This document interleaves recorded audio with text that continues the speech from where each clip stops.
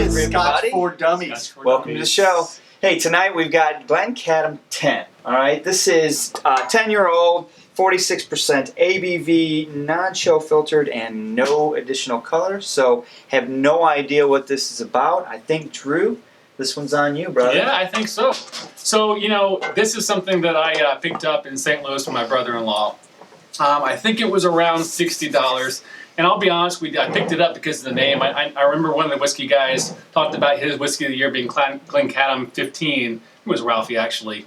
And I thought, you know what? I'm going to try it. We've never had... Never even heard of it, right? To be honest with you. Give it a shot. And so... Can I pour? Yeah, absolutely. Pour. So, my glass is empty. So Glencadam is a Highland, right? It's on the far east coast of Scotland. They've been around, like most of the distilleries out there, been around since the 1900s, gone through their transitions, etc. Mothballed, of course. In 2003, it was bought by Angus Dundee Corporation, which they also own Tomatol, which we haven't done those guys yet either. You don't have to put a force bottle on yours. I've seen those in the liquor stores, right? Yeah. So, it's 46 ABV, guys. Ooh, yeah. Like I said That's earlier, it's always good. around $60. So, unchill filtered and no color added. All right. Right, so that's the color. I mean, honestly, it that's is pretty really light golden. I mean, real light straw. So I'm going to go out on a limb and say this is their entry level Oh, yeah. whiskey. Which, Well, I think they've been a sleeper Scotch company for a while. I think they're just kind of coming out again with some good whiskeys and. at 10, sure, that's a good assessment. But at 46%, No, that's right off the bat, I'm intrigued. If that's your entry level, I can tell you it's got a good nose on it. Yeah. So, other interesting thing that I can't read with my glasses is their stills have these eye pipes that run upward at 15-degree angle versus down, which is you were talking about. so the that top of the distillery. still, right? Yeah, so when the pipes come up to the top, you have then a pipe that runs over to your bump or wherever you are actually condensing or collecting the condensate. Well, if you tip the pipe up, a lot of that condensate will run back into the still and be redistilled. So you get a very different kind of spirit of whether on most stills they'll come up to the high point and then they'll slope down to collect it all. Is that going to make it stronger, or? It's all about that second wash still and the spirit still. It's going to change the flavor. I don't know exactly what it's going to do, but Still interesting. They're the only distillery that does that. it's an intentional design difference. I would think that you'd get some of the heavier volatiles sticking behind. Right. Yeah. Right? So I mean, they're not going it to make should it be out of the still as easily. I would picture it to be lighter. Yeah, so the higher boilers, the high boilers will come up and they'll go ahead and carry over into the condenser. The low boilers, like you were saying, will run back and hit the and have to go through the process again. So that makes sense. Yep. Light, fragrant. Yeah, it is sweet. It had a grassy note when I first smelled it, Very and much it's so. not I there. had it on, I had it on my hands from the side of the bottle. There was some. Now it's got like a sweet honey clover thing going on. And lemon. Yeah, there's this a is a pronounced Highland. lemon. This is This a is a Highland. classic Highland. Classic Highland. Herbal, It is. Grassy. Floral. It's not earthy, not deep, not like the ruby, sherry cask. Do we know the casking for this? I know I couldn't Did I miss find it? it actually, so it is. Okay. I don't So- think it Doesn't says say in the anything bottle about either, it. No. so I don't know. I mean, you're not talking sherry cask. I'm No. gonna say Yeah. just bourbon casks. I used bourbon. Yeah, but I was surprised at 46 ABV. That's a pretty good number for a Highland Scotch. That's so light. Man, Just- that's nice for 10. Just classic, straight Highland smell. is what I $60, get. guys, right? I mean, So I'm getting a little 10 years. alcohol on it. I mean, I didn't get any alcohol in the nose, but the palate, it kind of caught me. So it's got a nice. It's got a little citrus in there. Yeah. It's got some lemon. On the finish, definitely. I get some burning. lavender. Oh wow! I don't know about that. It's got a little pepper on the finish. Real light. Yeah, I was just gonna say there's something on the finish. I was gonna say tang, but there's something on the finish that's not definitely not up front. it's a little spice something. Pepper's pretty Something's good. lasting. There's something else in there that I can't put my finger on. Yeah, Alright, it's but I'm some gonna- floral. yeah. or Extremely something. pleasantly surprised on the first nose and It's and nice first balance palate. of sweet too, and floral and Yeah. light. It's not overpowering. It really, I thought strong. 46 might be strong for a Highland because of the lighter flavors, but it's not really crazy strong. No, but I mean, you definitely know it's not 40. No, Yeah, for sure. I'm getting some acetol on it. It's kind of a. Really? It's a pretty good everyday dram.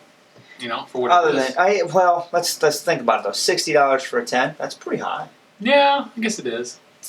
But I'm thinking that this is more of a craft distillery than a larger commercial. Yeah, I'm You know what curious I mean? to know what their volume is. Actually, I have that information. Keep talking. Keep Talk talking. amongst yourselves. Well, I Amongst mean, yourselves. because if you think about how much volume a distillery is putting out, that changes some things. Yeah. You know what I mean? No, I was thinking like along the lines of like Edredor. right. It's putting out a very low volume. Right. There's just a few people involved. So the price of it's a little bit more because they're not mass producing. Right. You know. So sometimes I don't mind. So now spending an extra the nose $10 is on just it's settling down. Yeah. It's the nose. it. The longer it's in the definitely- glass, the more it's. Yeah, I'm getting more oak notes on it as it kind of. Yeah. Which but- is kind of disappointing because I really like the floral Yeah, it nose. is. It's kind of sad that And it's just wafting away so fast. So it's pretty big, 1.5 million liters per year. Able to store 20,000 casks, mostly ex-bourbon. So good call. Okay. Good And it's call on that. warehouse. So there you go. All right. What are the range statements? You know? They got 15, 10 obviously, 21-year-old, 12-year-old portwood finish. There's a 14 Oloroso cask finish. Oh wow! So they're So I think they're they've got bigger some. than just because. So 1.5 million. Four dummies. liters. From So now Indiana, they're sticking it to us on the Right. but know what, just because they're producing a lot doesn't mean we get a lot in the States. That's what I'm Well, saying. and so you have to say on this box. So they're proud of their stuff. They've got World Whiskey Awards on there, Best Highland 12-year-old and under, San Francisco World Spirit Competition 2014. So this has won some awards. Just the 10-year. So Yeah. it's not. But I will say that I don't put a whole lot of stock into awards like that. Well, Okay. I'm Tell me just what. saying. I don't know. Well, look at how just visible- I mean, because Bud Light wins awards, so yeah. they've got Look at whiskey it. Look at the competitions clean of that everywhere. You're glass. going to send it Oily. all over the place, and you're going to win some. Yeah, I'm just saying. It's got a sweet aftertaste to it a little bit. it is sweet. It's a classic Highland. It's got It a is. nice, light, fruity, sweet. Yeah, I got that's more of that. It's I'm true. pleasantly surprised so far. I kind of Um, like it. The 46 is not over the top. It's more of that. No, I actually appreciate the fact that it's 46. I bet it can hold the water. I'm betting it does. Who knows? I don't know. It's honestly, it's thicker on the glass than I anticipated. Yeah, I Yeah, agree. it's got an It's oily really quality to it's it. really clingy to the side of the glass, especially for such a light nose. But Now, see the what is water- that? Same. But What is that see nose? to me the water just sweetened it up. Man, it's a lot sweeter. I don't know. smelling I to thought me. it was pretty sweet before. God, what is that? There's a flavor on that nose, or a flavor on the nose. I'm getting an aroma that I just. I know. There's one thing that I can't put my finger it's on. a sour citrus. I don't. I don't know. I think that's a grassy note. I think you're right. Grass. Yeah. Well, it's not. I don't. Honestly, a wet grass note. That's to me. That's what it Yeah. smells more like. Yep. But I'm getting more of the lemon now. Yeah. The longer it sits, a lot of the lighter volatiles seem to have kind of wafted away, and that lemon is getting more and more pronounced, which is fine. It tastes good. So who's ready? Anybody yet? I mean, sure. I guess I'll kick it off. All right. Let Scotchware go first. All right, so 46%. I like the fact that they're throwing out a 10-year that's not 40, or I think there's more to it. The nose was interesting, neat. I mean, it was definitely light. I thought it was really fragranty. I don't want to say florally, but it was light, but there was a lot of different smells in there. Yeah, it smelled a little bit of grass. Yeah, I got a little bit of citrus and all those things that they're saying on the can and what you guys, it was all there. The palate, I thought the initial palate was really good. The aftertaste of the initial palate is what caught me off guard. It was almost like a little bit of tang, and then the second drink I took, it was real spicy. That's where the spice really kicked in. I thought, okay, things are good there. What I wasn't really crazy about is how fast the nose dissipated neat, 5 minutes after sitting here and the nose was just gone. I put a little water on it and the nose turned really sweet to me. That's when you guys were already smelling that neat. So I'm not surprised that I finally caught up with it with a little bit of water. But it smelled sweet and I wanted to drink it. I was like, all right, this is interesting. This is something different. With water, the palate wasn't quite as interesting. I don't think it held it as good as I thought it was going to. It wasn't bad with the water. It just didn't have as much of the flavor that I wanted. It kind of drowned a little bit of that out. And I did not put that much water on it. So I'm wafting between a 2 and a 2.5 in there. I gotta say I'm caught off guard because I never even heard of this distillery and I really didn't have high expectations. But I'm pleasantly surprised. I think it came in higher than my expectation. But at $60 for a 10-year, I'm also kind of turned on that too. So I'm really stuck between a 2 and a 2.5. I'm going to stick at a 2. At a 10-year entry level, I think it's a great Highland representative. I'm good with that, so I'm going to start with a 2. All right.